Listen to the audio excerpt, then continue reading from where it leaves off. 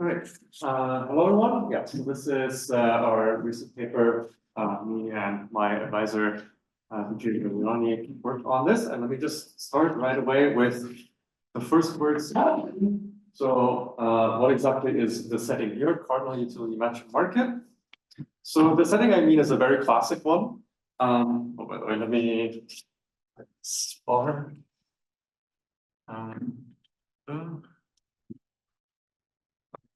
So you have agents, you have goods. Let's start with indivisible goods. So you want to assign these goods to the agents. And yeah.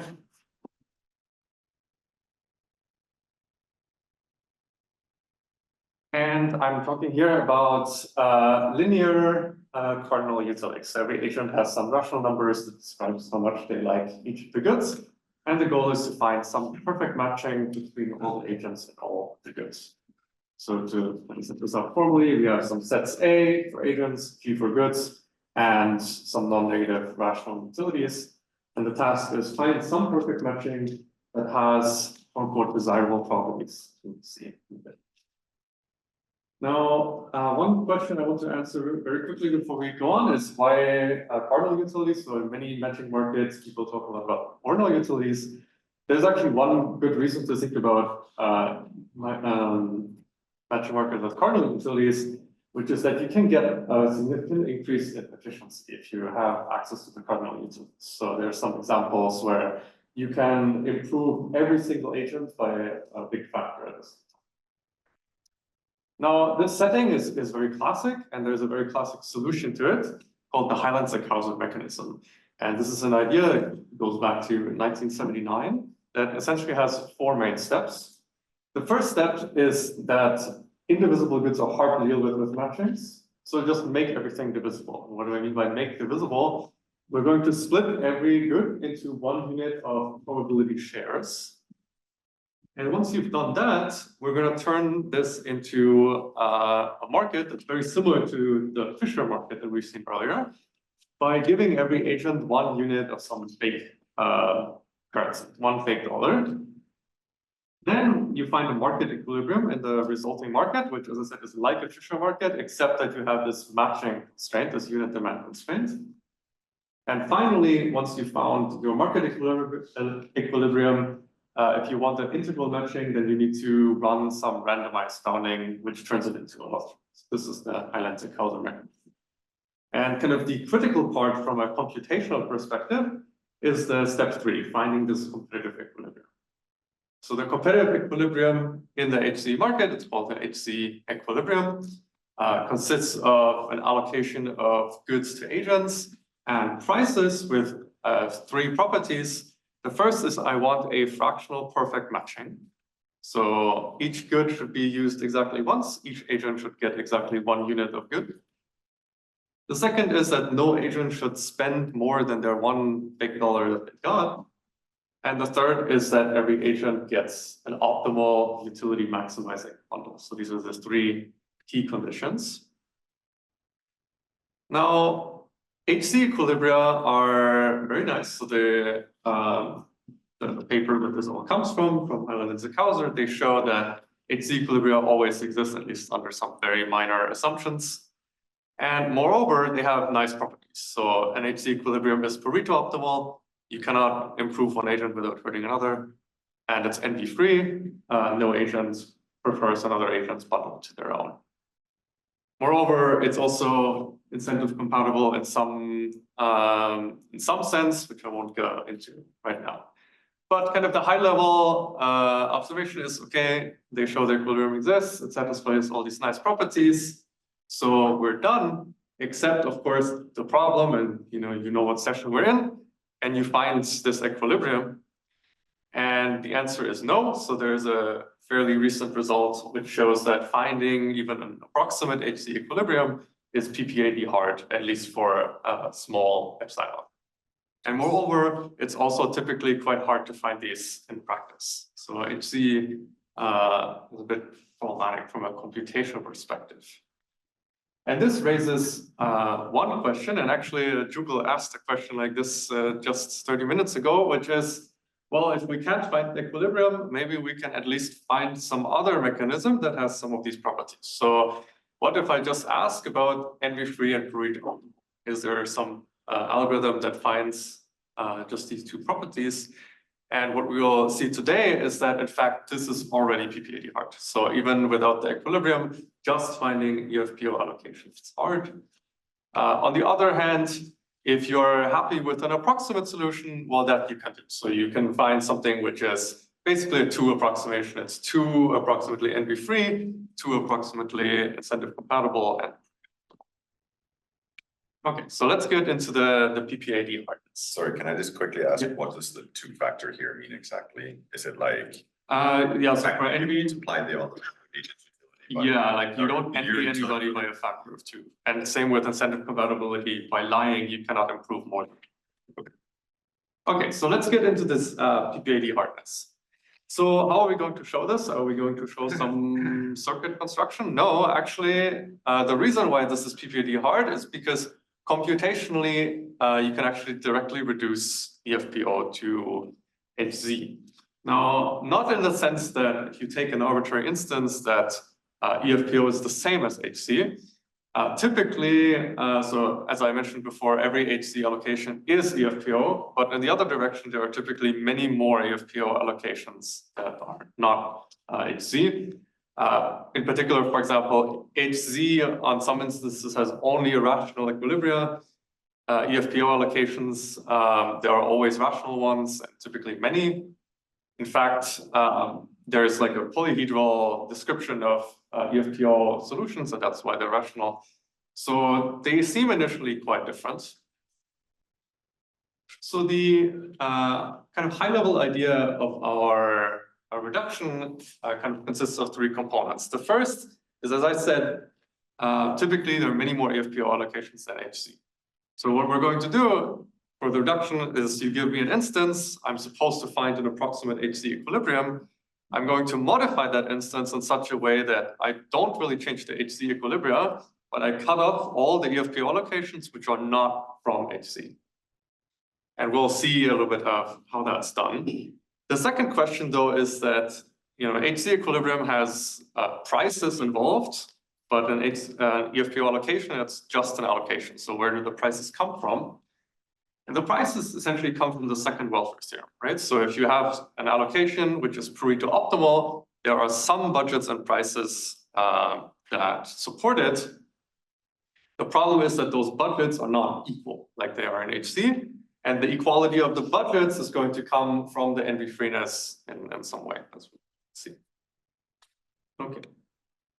So as I already mentioned, there's this well-known result, second welfare theorem. Technically doesn't exactly apply to HZ, but you get something just like it where you can show that if you have a fractional perfect matching, then you can always find some budgets and prices so that everybody is getting optimal bundles, just that the budgets are all wildly different potentially. And you can do this constructively in polynomial time. It's important for the reduction, of course. Okay. So now I want to show you the construction that we use to make EFPO and HZ equal. The first thing I want to do is I need to be able to modify the instance without changing the HZ equilibria. And there's one kind of small trick that you need to do, which is we're going to kind of massively blow up the instance, create many copies of every agent and every good, so that I can add a few more agents without perturbing the equilibria in this instance. So it's just a minor technical detail. Okay, so as I already said, I can give you budgets, I can give you prices, and let's say I scaled the budgets, so the largest one is 1. The problem is, why aren't some of them like close to 0 now, right? So how do I show that? And I already alluded to the Envy-Freeness is involved. And in fact, here's one simple argument. If I have 2 agents that have exactly the same utilities, then their budgets actually must be equal. Because if one of them had a bigger budget, then that agent would get a better bundle, and both agents agree like how good each bundle is. And so the agent that had the lower budget would envy the one with the higher budget. That's kind of a very high level idea. The problem, this only works if the two agents have equal utilities. That's not very useful because our instance obviously is going to have agents with varying utilities. Now you can make some modifications to the instance, which I won't go into detail here. And after that, you get a slightly more fine-grained lemma in this vein. So you can basically get a lemma like this, where if you have two agents and they don't have the same utility, but they have almost the same utility up to some epsilon, then their budgets are also almost equal in the sense that the difference of their budgets is some 5n squared epsilon. Okay. Now, the problem is, again, if I take two agents, I mean, they're not going to have almost equal utilities. That just might not never happen. So this lemma is kind of not useful in that sense. So what we're going to do is we're just going to force that to happen. For any two agents that we have, they have potentially wildly different utilities. We're going to add a bunch of agents that interpolate the utilities. So if you think about it as like kind of vectors, think about the utility vectors, we're going to add these interpolating agents that just change one utility entry at a time for some tiny epsilon. Okay, and now for any two neighbors here, basically, this lemma applies. Their budgets must be almost equal. Now you might say, okay, so the neighbors, their budgets are almost equal, and now maybe I can extend this to the endpoints if I just keep repeating this. Unfortunately, pretty obvious observation. How many agents are we adding here? If you do steps of epsilon, you're adding around n over epsilon agents between any pair of agents. And I said that the difference in budgets between two neighbors is 5n squared epsilon. So if you multiply that through, that means the difference in budgets is bounded by 5n cubed. And I said the largest one was set to 1. So this is like completely vacuous bound. So this seems useless.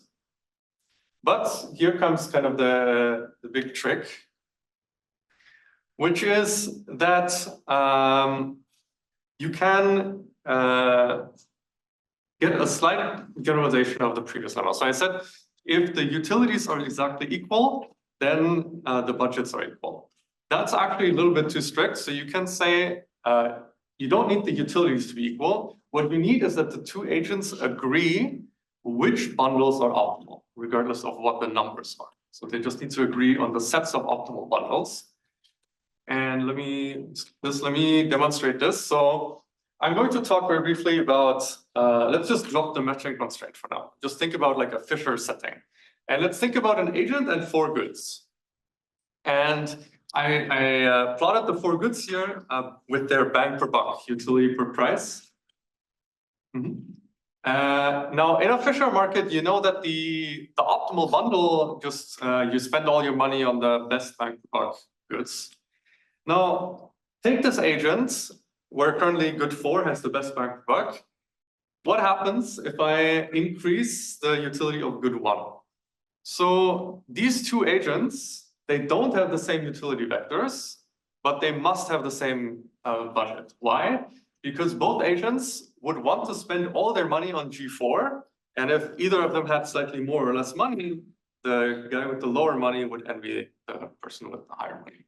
So it doesn't really matter that I change G1. Okay, now different case. Let's say G1 is already the best good, and now I change G1. Now you might be worried, oh, now I changed something actually important. Not really, because both agents still agree G1 is just the uniquely best good. They want to spend all their money there. Whoever has less money would envy the person with more money. So that's very nice, but this was without the matching constraints. And once you add that, things get a lot more complicated. I don't have time to go into the full detail, but there is a very nice geometric characterization that you can make of the optimal allocations in AC that is based on some Pareto frontier. And you can show that basically a similar thing holds, that if you change just one good's utility a little bit, one at a time, there are only like certain discrete points where the agents could potentially have different budgets. So finally, what we can show is that the difference in budget between any two agents is bounded by 5 epsilon n to the 4th. And the reason is that between any two agents, we added many, many interpolating agents, but there's only a certain number of times, 2n squared, that any change can happen. And whenever it does, whenever a change does happen, it's bounded by 5 epsilon n squared, as we showed earlier. And this shows, after some technical details, this now shows that indeed, if you make all these modifications, then any EFPO allocation is approximately HC. Okay, so let me use the last few minutes that I have to mention the other side, the approximability. So this is actually fairly simple because we talked about something like this earlier as well, which is that if you compute what's called the Nash bargaining convex program, which is to maximize Nash social welfare over the set of all fractional matchings or fractional perfect matchings, doesn't really matter. You get some solution here. This solution has some of nice properties. In particular, it's Pareto-optimal, pretty much by definition. It's polynomial time computable because it's a convex program.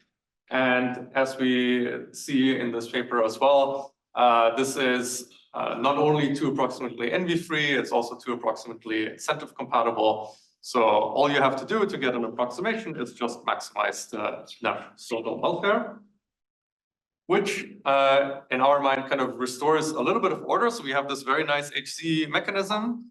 It's PPAD hard, even finding EFPO is PPAD hard, but at least we have this very nice Nash bargaining approach or maximizing Nash welfare, which is kind of the savior and gives us some approximate solution. And finally, the final slide. So this obviously raises a very interesting open problem, which is to see, can you find something that's better than factor 2? And I think that's probably pretty difficult, but I'm also very interested. All right, thank you very much. Thank you.